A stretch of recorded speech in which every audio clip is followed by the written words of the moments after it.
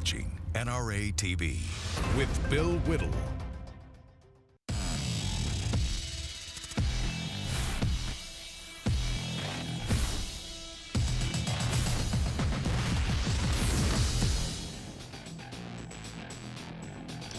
Hi, everybody. Welcome to the Hot Mic Show live from Los Angeles. I'm Bill Whittle, and okay, here's what happened. A bunch of Hot Mic's friends jumped off a bridge, and so Hot Mic jumped off a bridge as well. And the tragic part was his mother had warned him about it, and she saw the whole thing. As usual, a big shout out to our first responders, and we expect to hopefully have Mike back by tomorrow morning. Today we're going to be talking about the culture war and its continuing effects on the culture and the war on the culture war.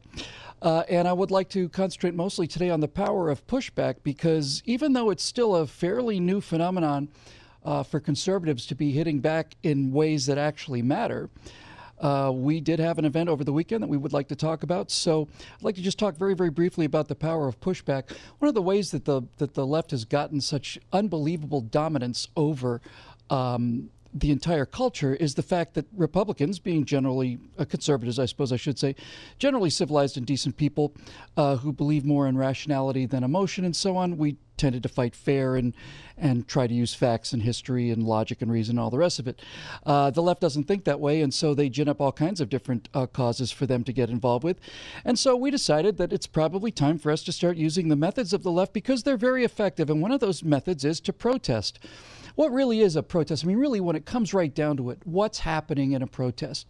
Surely when people were protesting the Vietnam War, nobody thought that that was going to cause the war to stop that afternoon. Nobody thought that the protesters were going to march in the White House and issue orders to have the war stopped. What are they trying to do in any kind of a protest? Well, basically, any kind of a street protest is designed for basically one reason only. And it's designed to undermine the moral authority of the establishment. The moral authority of the status quo is probably a better word. So when you have people in the streets protesting against whatever policy, just the idea that Americans are so incensed and outraged that they decided to come out and do something about it degrades and erodes the authority, the moral authority of whatever it is that's being protested. And we finally caught on to this, as you could have seen just a moment ago from some of that footage, because over the weekend, a group of people got together and decided to protest CNN, which is interesting.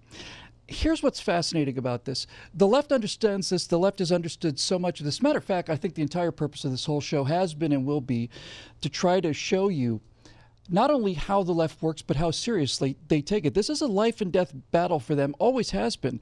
And they understand the power of media and the power of messaging and the power of images and so on. So when we have things like a protest against CNN and fake news, what is really happening is, for the first time, certainly in my memory, probably the first time in history, conservatives are actually starting to prepare the battle space. That's an expression used in the military in order to make sure that when the actual kinetic conflict starts happening, we take as few losses as possible and the bad guys take as many as possible as well. Prepping the battle space means that you are preparing for the fight in such a way as to maximize your success moving forward. And so even though it may not seem like a big thing, the fact that there's a protest against fake news is prepping the battle space. And furthermore, no matter how many people show up at this, on some level, on this individual topic, in this individual battle, we've kind of already won. And the reason I say that is this. Fake news is a term now. Everybody in the country's heard it. There's a lot of debate about what's fake and what's not. But prior to Hillary Clinton's concession speech, the term fake news was just completely, needlessly to say, they just assumed the news was true. And because there were no stories about what conservatives were talking about, that was not only proof that they weren't stories, but it was proof that they weren't important, proof that they were just ginning things up. The fact that the term fake news is now in the vocabulary of the average American means that people in the country are aware of the fact that news is fake. Some of it is anyway. And so now the question is, which news is real and which news is fake? And when you're in that discussion, they're finished. It's over.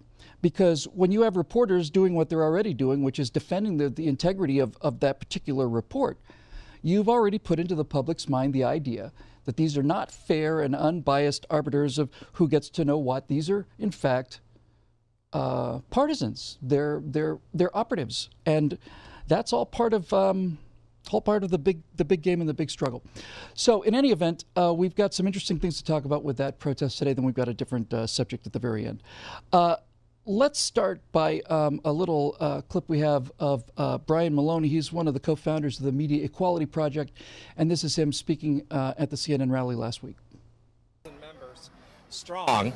We are standing up and fighting back against the real damage that CNN is doing to this country today. CNN, there are real victims of their smear campaigns. They have an entire team of smear merchants employed for the express purpose of denying this current president any appointees or nominees whatsoever. Their lives are being destroyed when they are unfairly smeared and targeted, falsely accused of plagiarism, and everything else that has been going on. And they have to try to get their reputations back now. So what we want CNN to understand and to recognize is how everyday people, regular Americans, are being hurt by what CNN is doing with their reckless reporting. They have an arrogance and a distaste for the truth and the facts. You can say that again. So we will. Let's bring in another co-founder of the Media Equality Project. Melanie Morgan is with us today via Skype. Melanie, it's good to see you again. It's been a while. How are you? I'm doing really well. Thank you so much. I'm trying to recover from that mugging of humidity in Atlanta over the weekend. But we were just exhilarated to be there and really take the battle to their house, CNN. I love the way you started your program here today, that you called it prepping the battlefield. And that's exactly what we're doing. I have been in the media for over 30 years, so I know how the media works. I worked for ABC for 25 of those years. So when you have a couple of really seasoned media pros like Brian Maloney and myself, I think it's time that we are getting results, and we are, from prepping that battlefield and going right to Atlanta, right to the world headquarters of CNN, and sticking a megaphone in their face. And I'll tell you, they didn't like it one little bit. That's one of the interesting things that I've learned about the left. The left is very thin-skinned, and if you confront them, they tend to back down, and they tend to get very nervous. Yeah, we want to come back to that, definitely. I had seen something in that clip that that struck me, because I've been basically been a messaging guy. I've been a screen writer and films and all the rest of this stuff. I saw something in that clip that I thought was very, very interesting, and somebody was holding up a sign in the same style of the CNN logo, and the sign said FNN, and it took me a split second. FNN, what is that? And instantly, it's the fake news network, right? I mean, when you can make that connection instantly, they're in real trouble. Yeah, there's another term that we coined as we were protesting in front of the world headquarters of CNN, and that's the fake stream media. I can't hear you both. Can you hear me now? That's another thing that we had. Can you hear me now? But the fake stream media is how we are referring to people like CNN, who employ a failed journalist by the name of Andrew Kaczynski. Kaczynski was a 28-year-old who, until he was hired by CNN, had his biggest credit was misidentifying the two Boston bombers and caused serious, devastating damage to the families of those misidentified suspects. That was good enough credential for CNN to hire him. Then he took his video dumpster diving team and went after people like Monica Crowley, who is a Fox News, or was a Fox News analyst, went after Sheriff David Clark. These were people who were coming into the Trump administration. But Media Matters for America, along with their partisan hacks like CNN, decided that they are going to try and destroy the reputations of these people, honorable people who only want to serve their country. And they did it with political jujitsu. They went after Monica Crowley for her strength, which was her intellectual capabilities, her tremendous writing skills, and accused her falsely of plagiarism. They did the same thing to Sheriff Clark. These are the kinds of depths that the left will sink to. And so what I have decided to do, along with Media Equality Project, Brian Maloney, and 107,000 others who are part of this national movement, committed activists who are together on our Facebook page, Stop the Scalpings, we've decided to mirror their tactics. We're doing to them, mostly, what they've done to us. And you know what? It's working. Did you find that that James O'Keefe's videos and the Project Veritas reveals he's done at least 2 of them where first a producer who was a medical producer couldn't possibly know what's going on in the political background, but then actually an on-air serious political commentator both admitted that the Trump-Russia story was essentially worthless. Did that give you not only just sort of factual information, but maybe some emotional ammunition for going after CNN? Of course, yes. I mean, what James O'Keefe did was brilliant, no question about it. But I mean, there have been so many egregious instances, not just Andrew Kaczynski of the K-Files, but we're talking about CNN's Donna Brazile actually slipping questions to Hillary Clinton during the debates. I mean, for which she denied and lied about forever, and they finally had to come clean with that story. And of course, the 3 journalists, the so-called award-winning journalists who were hired from the New York Times to create and fabricate a narrative about Russia that is just falling apart before our very eyes. They, of course, were forced to resign.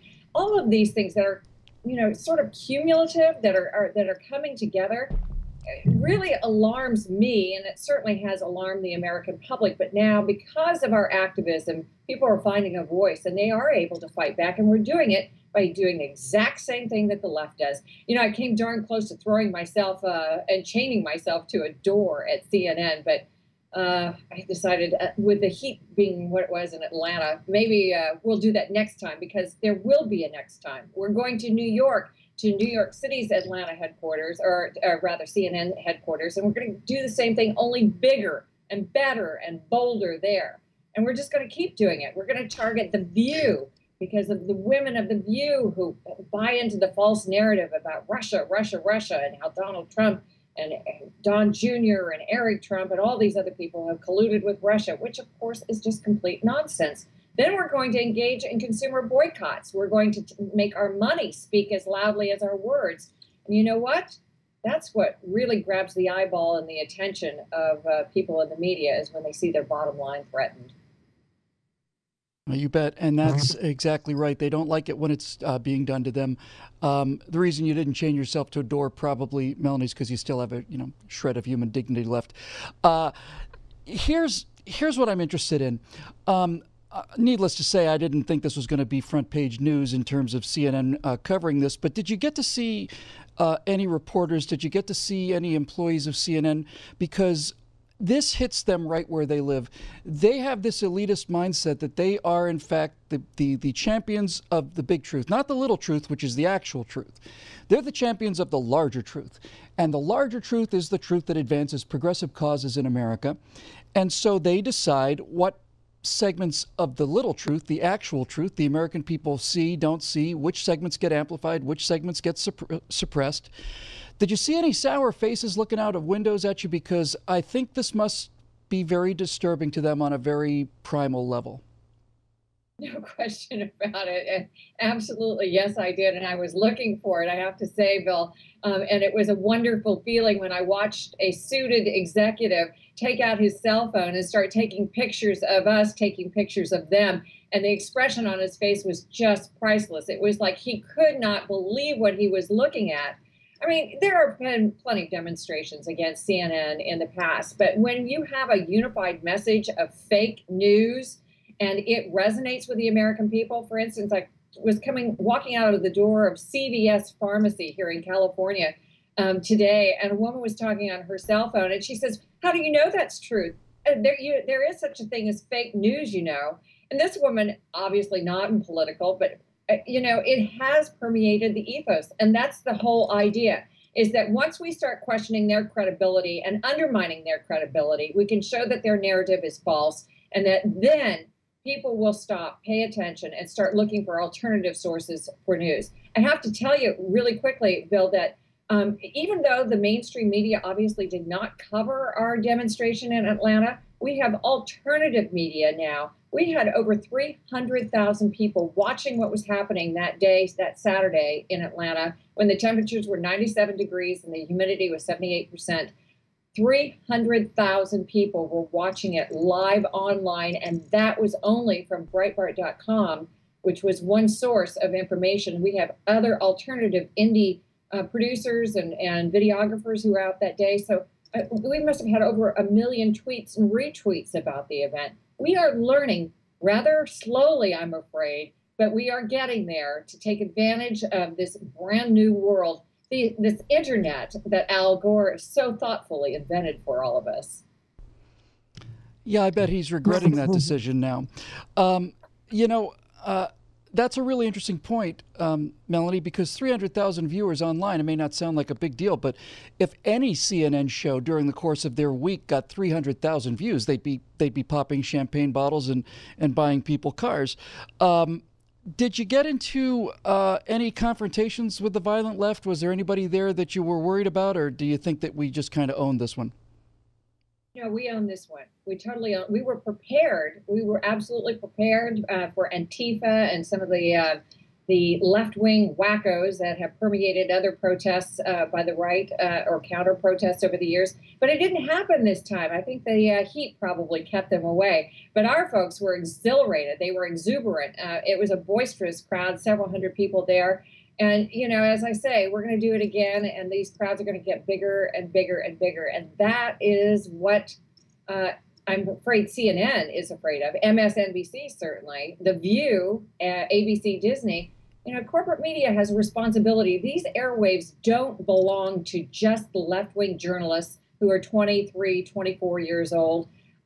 In the newsrooms across America, those airwaves belong to all of us. I know because I've worked in those newsrooms. I know how slanted, and even news directors at some of the biggest stations in the country that I know of admit that their news is slanted. They tell me they know that's what they're doing, but they feel like they have to pander to that audience. Well, guess what? It's time for us to shake that up, and that's exactly what we plan to do.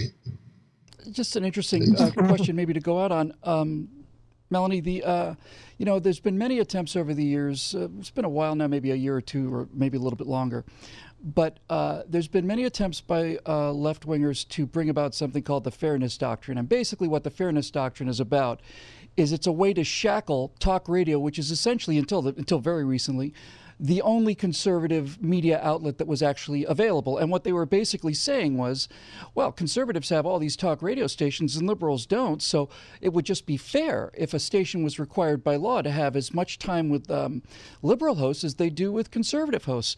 And this was the premise of the Fairness Doctrine, basically to break down talk radio, which was, as I say, the only conservative bastion there. And when people were talking about the Fairness Doctrine, I remember thinking very clearly, hey, I am 100% in favor of this amazingly awesome idea. Absolutely love it. 50% of the time for liberal hosts on the radio and 50% of the time for conservative hosts on the radio. And of course, needless to say, that means that 50% of all the movies that are made with a liberal message have to be balanced by 50% of the movies with a conservative balance. And that we'll have a 50-50 balance on late night comedy, and we'll have a 50-50 balance in music and award shows. We'll have half conservative, half liberal stand-up comics. We'll have half conservative, half liberal art shows. We'll have half and half, fairness, fairness, fairness. And all of a sudden, when you present a left-winger with the idea of actual fairness, you realize they're not interested in that at all. They just want to make sure that no one gets to hear any other side of the story, because if people hear the alternatives, then they're not progressives anymore. You know what I would like to have for my next job? I would love to be one of the fairness police officers. I want to be the one who judges which 50% is conservative and which 50% is liberal. And I want to find out, I want to be the one who says, no, I'm sorry, that's just, that's fake news. So we're going to be the ones to kick that out. No, it's the unfairness doctrine is what we in talk radio used to call it. Yep. What's next? Well, what's next is New York City. That's going to be coming up in October, and we are going to probably be demonstrating in front of CNN once again, just because I love taunting them so much. That is a lot of fun, always. Yeah, it's fun. And then I think we'll probably move on down the road in Manhattan to The View, because the ladies of The View, you know, they get into a lot of households, and they have a far larger viewership actually than CNN. And boy, they are just so virulently left-wing. It's really disturbing to see that there has been no effective counterbalance there. Well, Melanie, my fond hope is that so many of the millions of people who not only voted for Donald Trump this last election, but who also were part of the Tea Party movement, understand the power and the importance of what you're doing, and that this thing turns into an actual real movement like the Tea Party was for so many years, because bringing this idea of social protest to undermine the moral authority of these corrupt organizations is just fantastic. So congratulations on a good start, and good luck with your next one. And thanks very much for joining us here today. Thank you so much, Bill. Really appreciate it. Everybody can join in at Stop the Scalpings. That's our Facebook page, and themediaequalizer.com if you want to read more about the investigative stories that we're putting together on some of these media people. Great. Thank you, Melanie. It's good to see you. When we come back from the break, we will be talking about one of the members of the cast of The View and another individual of some notoriety. That'll be just in a couple of minutes. We'll be back in just a moment with the Hot Mic Show right here on NRATV.